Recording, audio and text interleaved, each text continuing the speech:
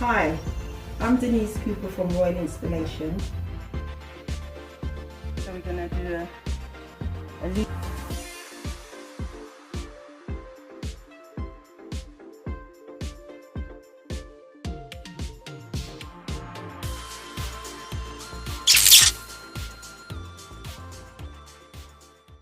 You've learned the test steps, you've seen the codes in theory. Now let's put it all in the real world. 7 genuine EICR cases from the field with the good, the bad, and the how is that even still working. Don't worry, I've swapped names and blurred faces to protect the innocent. And the slightly embarrassed. Example 1, the 1960s rewire that never happened. Lovely little semi, perfect lawn, fresh paint on the walls, the type of place where you think, this will be easy. But the electrics, let's just say, vintage. The consumer unit is still rocking a wooden back, no RCD protection in sight, and a few circuits that look like they've been spliced together during the Cold War. On the surface, the lights work and the sockets are live, but under test, the insulation resistance is way below the acceptable level. In the EICR world, that's a straight C2. Nice house, but you wouldn't want to trust it with your kettle without some serious upgrades. Observations, no RCDs, rewirable fuses, mixed cable types, no CPC in lighting. Codes, C2, no RCDs, C2, no CPC in lighting, C3, mixed cabling, FI, inaccessible junction box. Outcome, unsatisfactory.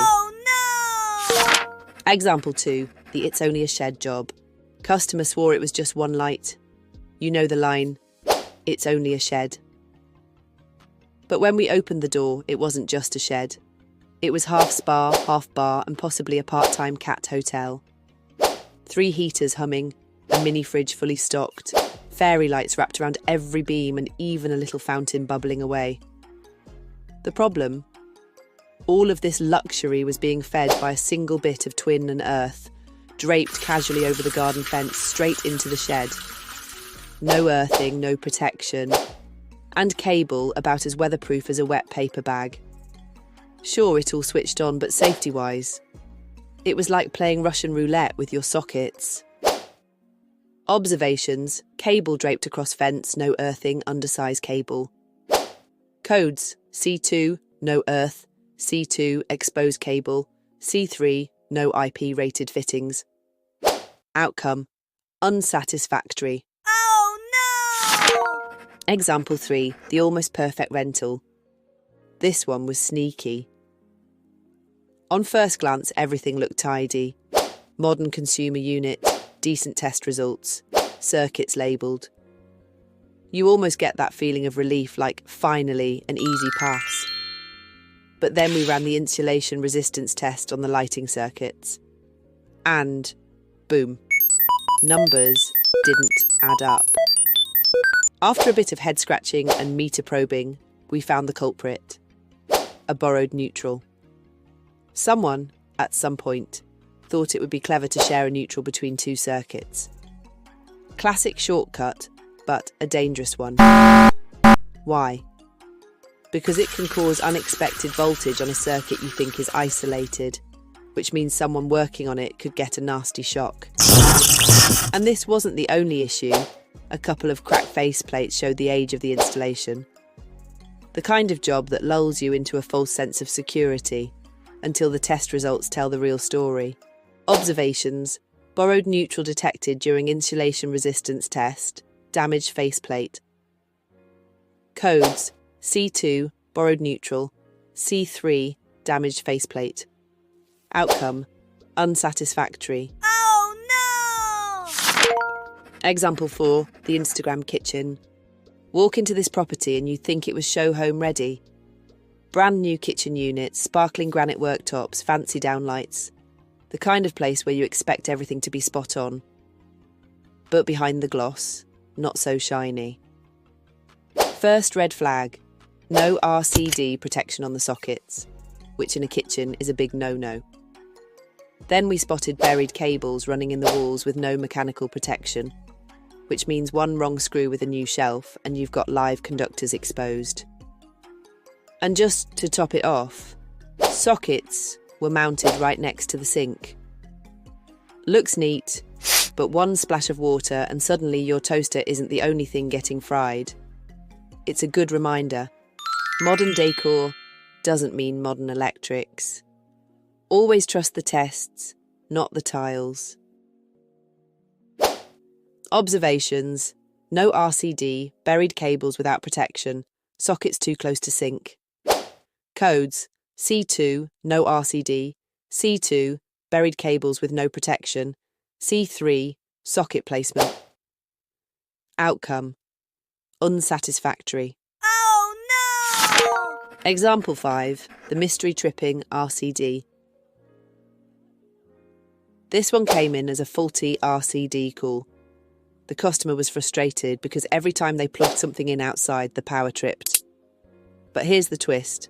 The RCD wasn't faulty at all. It was doing exactly what it was designed to do.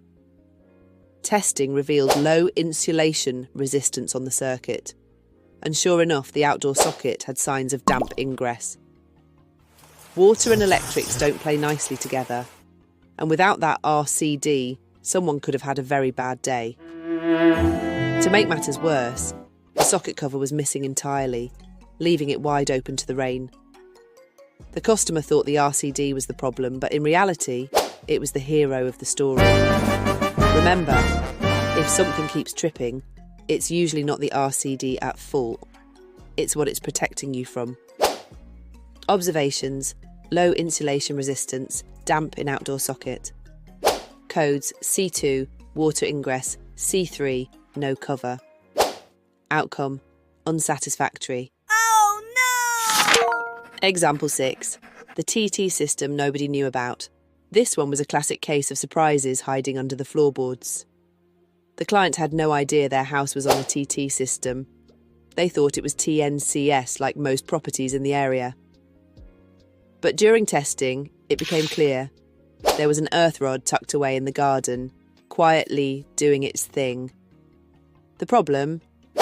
No RCD at the incomer, which is a big red flag for TT. On top of that, the main bonding was undersized and resistance values were higher than you'd want to see. Without proper RCD protection, a TT installation is basically running without a safety net.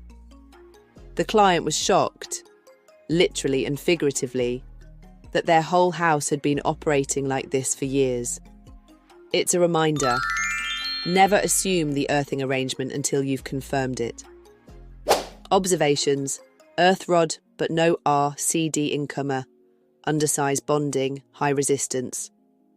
Codes: C2, no RCD, C3, bonding. Outcome: unsatisfactory. Oh no! Example 7, the well-maintained rental. Not every EICR is a horror story. This rental flat was a pleasant surprise. The landlord had kept on top of the electrics, a modern 18th edition consumer unit with RCDs and surge protection fitted, bonding sized correctly, and circuits labelled clearly. Test results came back within limits across the board. Insulation resistance, continuity, ZADs, all good. The only note was some slightly worn socket faceplates, which I marked as a C3 advisory. But overall, this was one of those rare jobs where you can hand over a report marked satisfactory with confidence. It's a reminder that not every property is a nightmare, and good maintenance really does pay off. Observations: modern CU with RCDs plus SPD, correct bonding, test results within limits. Codes: C3, worn accessories. Outcome: satisfactory.